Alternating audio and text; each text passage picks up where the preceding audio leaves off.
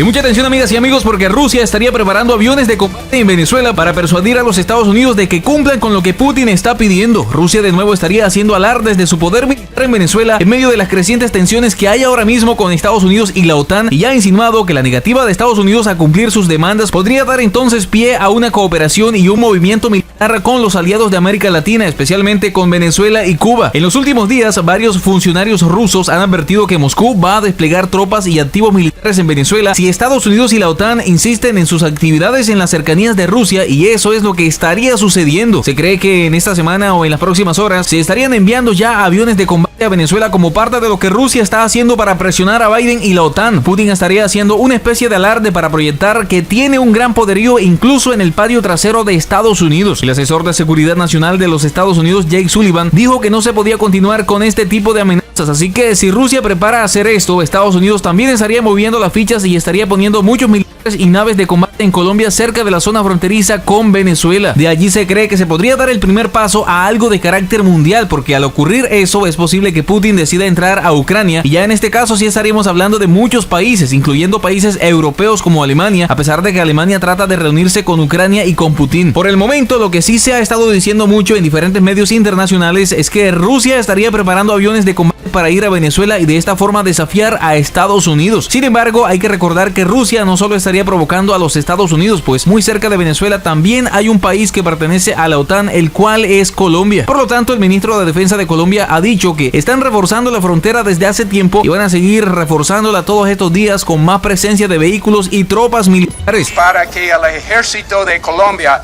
modernice su flota de vehículos blindados y mejore la capacidad operativa en zonas críticas de Colombia. Nos permite tener tropas mejor equipadas, soldados que cumplan su misión y su función en estas zonas de frontera para enfrentar las amenazas transnacionales. Permitirán que esa actividad ilegal que se desarrolle en la frontera con acciones en muchas veces de terrorismo no continúe. Allí podrían entrar también los militares estadounidenses. Recordemos que hay varias bases militares norteamericanas en Colombia, pero muy bien podrían estar enviando unos 5,000 soldados a territorio colombiano directamente desde los Estados Unidos. Pero para que todo esto llegue a suceder, Rusia necesitaría dar ese primer paso. Esa sería la primera chispa para lo que sería una situación global. De todos modos, amigas y amigos, aunque esta especie de exhibición no se trate de una proyección real de poder por parte de Rusia, esto se les podría salir de las manos y podría tener un final desastroso, algo que por supuesto nadie quiere que pase, porque las pérdidas humanas se contarían en millones. Así que todos esperamos que este tipo de actos no se sigan dando y pronto lleguen a un acuerdo. Y es que, damas y caballeros, en la última década, a medida de que la influencia de Estados Unidos en la región ha ido disminuyendo, Moscú comenzó a acercarse, al igual que China e Irán, y se ha dicho que este ha sido un error que Estados Unidos estuvo cometiendo. Miremos nada más cómo China de la nada logró un trato con Panamá y sacaron a Taiwán, y eso lo hicieron bajo los ojos de los Estados Unidos, pero no se dieron cuenta y ya después era muy tarde. Cabe recordar que China sigue siendo también un aliado muy importante de Rusia, y ambos a su vez han estado estrechando los lazos de cooperación con los gobiernos autoritarios de América Latina como Venezuela, Cuba y Nicaragua. Por ejemplo, Moscú fue quien ayudó a Nicolás Maduro a diseñar una criptomoneda, le perdonó una deuda de $35,000 millones a Cuba, y dirigen un complejo de alta tecnología en Nicaragua que se utiliza para espiar a otros gobiernos. Esa sería una base encubierta en toda la región de Occidente, así que Rusia ha mostrado su disposición de hacer alarde de su poderío militar cada vez que se siente amenazado por los Estados Unidos. Recordemos también que en el año 2008 Moscú envió un par de bombarderos estratégicos a Venezuela en medio de las tensiones de Estados Unidos por un conflicto de Rusia con Georgia. Ahora mismo hay otro conflicto que sí es un poco más grande con Ucrania, y se cree que va a haber un mayor despliegue de parte de Moscú, que no sería solamente de bombarderos, sino que podrían ser la llegada de 6 u 8 buques y también los bombarderos estratégicos. Pero volviendo a lo relacionado con Venezuela, Rusia prepara todos estos aviones de combate y Nicolás Maduro está en el medio, y todo esto para persuadir y hacer una muestra de fuerza a Estados Unidos. Pero ¿qué sucede si Estados Unidos realmente sí responde a este tipo de desafío de Rusia en Venezuela? Bueno, en este caso inicialmente veríamos un conflicto aparte, pero pero que a su vez sería derivado del problema con Ucrania, solo que en este caso implicaría directamente a Nicolás Maduro y, como lo dijimos hace unos momentos, Colombia también se vería afectado por ser un estado parte de la OTAN. Sin embargo, damas y caballeros, queremos conocer sus opiniones al respecto, así que no olviden dejarnos sus comentarios.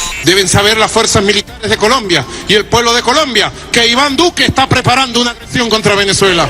Y presten mucha atención a esta otra noticia, porque Juan Guaidó condicionó el levantamiento de las sanciones al régimen de Maduro al avance del diálogo con la oposición. El presidente encargado ratificó la disposición de la oposición de volver a la mesa de negociaciones en México. Añadió que es necesario alcanzar avances significativos en la agenda para recuperar la democracia. El líder opositor venezolano Juan Guaidó ratificó este viernes la intención del sector antillavista de volver lo antes posible a la mesa de negociaciones establecida con el gobierno de Nicolás Maduro en México, y aseguró que de sus avances depende el levantamiento progresivo de las sanciones que pesan sobre Venezuela. Ratificamos nuestra posición y la de nuestros aliados internacionales de volver lo antes posible al proceso de México para lograr un acuerdo integral. El levantamiento progresivo de sanciones está y sigue sujeto a cumplir los puntos del acuerdo. Estamos listos para lograrlo, así lo dijo Guaidó en un mensaje publicado en su cuenta de Twitter. Más temprano, la agencia Bloomberg News informó que la oposición venezolana sugirió a Estados Unidos un alivio de las sanciones económicas que pesan sobre Venezuela y algunos de sus ciudadanos, con el objetivo de explorar un posible cambio de política para que Nicolás Maduro regrese a la mesa de negociaciones. Bloomberg citó declaraciones del presidente encargado Juan Guaidó, indicando que el plan podría ponerse en marcha incluso antes de que se reanuden las conversaciones en México, ya que el objetivo de la oposición es la celebración de elecciones libres y justas lo antes posible, así como cambios en el sistema judicial de Venezuela. Está sobre la mesa y tiene como objetivo fortalecer a la oposición en su papel de interlocutor y abrir la posibilidad de un acuerdo, así lo dijo Guaidó en una entrevista desde Caracas. La dictadura tiene que dar una respuesta, añadió. Por el momento, Estados Unidos no hizo comentarios sobre esa posibilidad concreta, aunque el embajador de Estados Unidos en Venezuela, James Story, había dicho el 6 de enero que estaban dispuestos a levantar, suavizar y modificar las sanciones cuando haya negociaciones que produzcan cambios para restaurar las instituciones y la democracia en Venezuela. Sin embargo, no mencionó la posibilidad de flexibilizar las sanciones antes de que se produzcan las negociaciones. Tampoco hicieron comentarios al respecto los miembros del gobierno de Nicolás Maduro. Recordemos que recientemente fracasó una campaña de recolección de firmas a nivel nacional que buscaba forzar un referéndum revocatorio contra Maduro. El proceso fue anunciado con solo 5 días de antelación, con unos 1.200 sitios donde los ciudadanos podían firmar, lo que fue denunciado por la oposición como maniobras del oficialismo para manipular el proceso. Menos del 1.5% de los votantes firmaron la medida, muy por debajo del 20% necesario en los 23 estados más la capital. Así lo dijeron el jueves las autoridades electorales. En consecuencia, los venezolanos no tendrán otra oportunidad de destituir a Maduro a través de las urnas hasta las elecciones previstas para el 2024. Sin esa opción, el reto que tenemos ahora es cómo movilizarnos, cómo organizarnos, cómo encontrarnos espacios de participación seguros para que la gente pueda expresarse. Así lo dijo Guaidó a Bloomberg. Por el lado del chavismo, sin embargo, estudian tomar acciones legales contra los organizadores del revocatorio. Nosotros nos vamos a reservar las acciones legales frente a esta propuesta temeraria, frente a este planteamiento que en modo alguno tiene que ver con lo que está pensando el pueblo de Venezuela. Así lo dijo el líder chavista Jorge Rodríguez, quien también es presidente de la Asamblea Nacional. La culpa del fracaso estrepitoso en el intento de activar el referéndum revocatorio está en el estupidismo e infantilismo que la oposición golpista ha practicado en Venezuela en todos estos años. Así lo dijo Nicolás Maduro, antes de agregar que la culpa es de Guaidó y todos esos grupos que creían que era fácil soplar y hacer botellas. El dictador venezolano ha incidido en que la culpa del fracaso del plebiscito es de la oposición, a la que ha tildado de extremista, y ha remarcado que han tenido 3 años para prepararse. Escuchemos. La culpa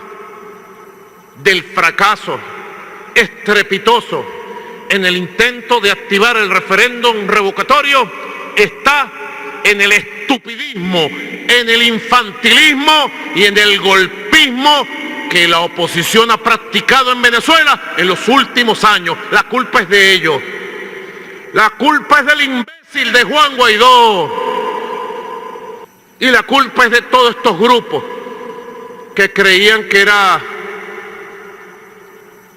fácil, que era soplar y hacer botella. Así que fracasaron. Ahora nos toca seguir trabajando.